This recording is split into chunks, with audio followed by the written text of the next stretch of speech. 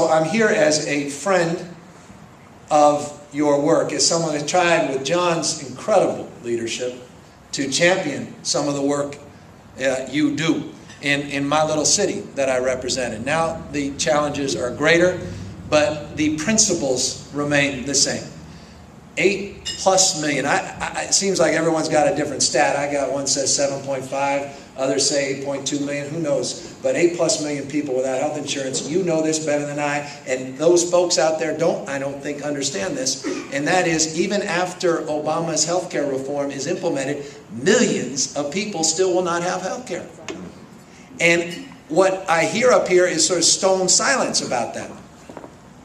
And one of the things you all know this, one of the things all those fancy consultants tell people, not just Republicans, but notably now Democrats, don't bring up healthcare. It's a loser. And so we're not speaking to this.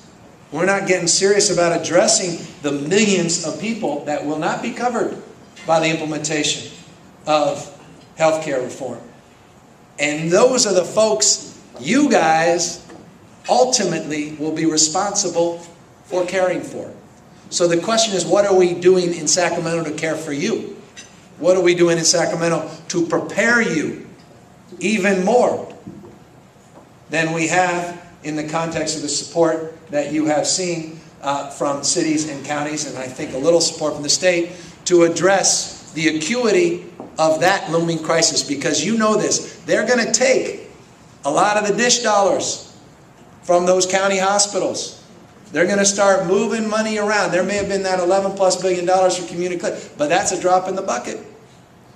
And you're going to be addressing the needs of those that are most vulnerable, that aren't in that health exchange, that didn't get that Medi-Cal expansion. And those are the folks that need us the most.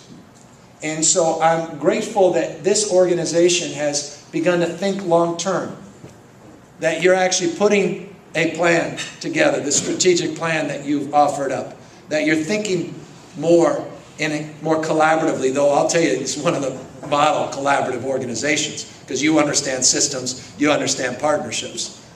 But we're going to need to do more than ever. And so while I want to be that voice, I also want to help be a conduit to help you organize and frame our delivery system.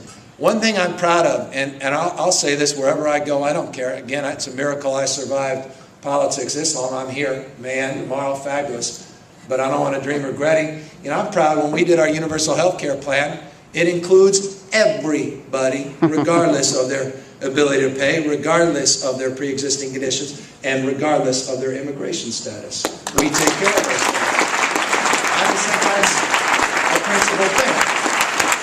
And, again, good people can disagree, but I deal with reality. You can talk about the world should be all day long. It doesn't make it so.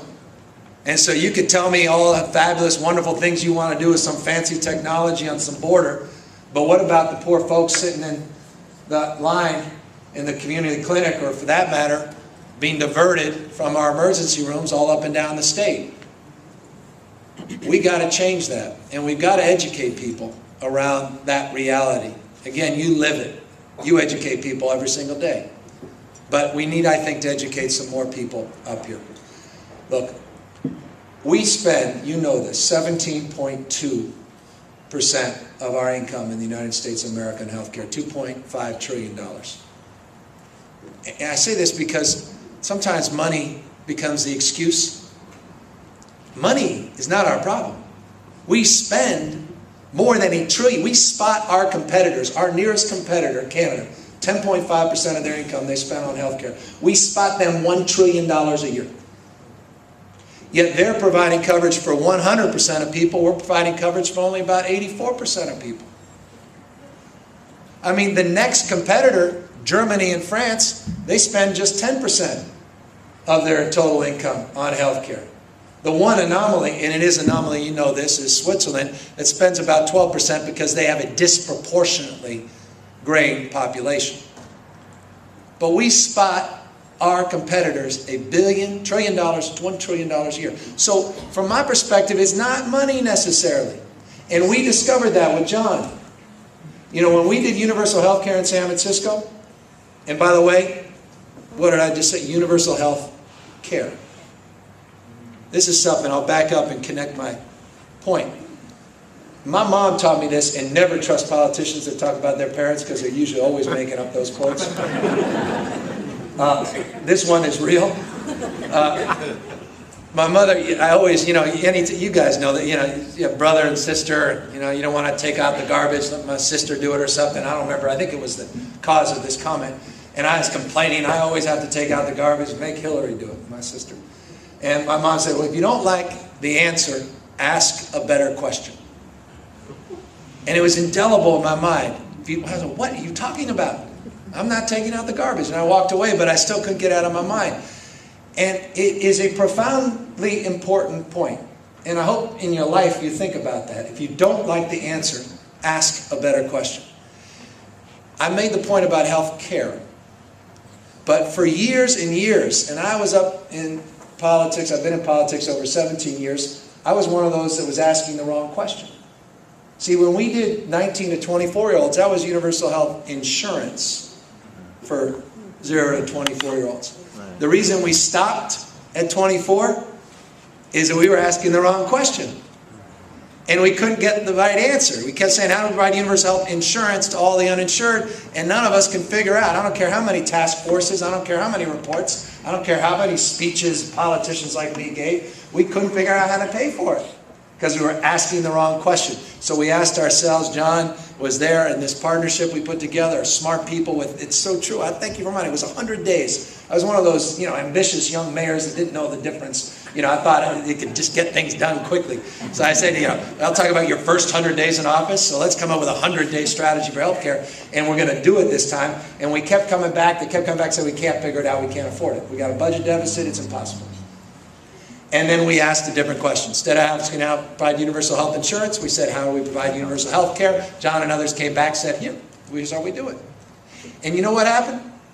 We created a system without spending more taxpayer money. In fact, we didn't raise taxes to do universal health care in San Francisco.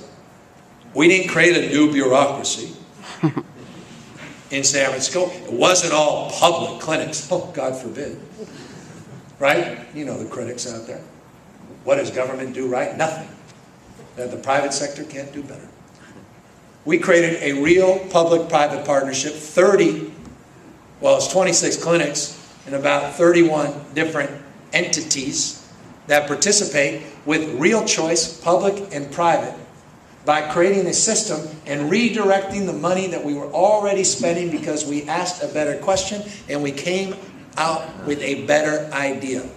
To wit my point. Cost is critical. Investments are essential.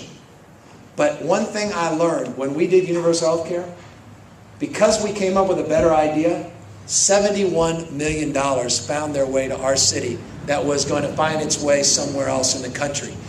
If you've got a better idea, the money will flow.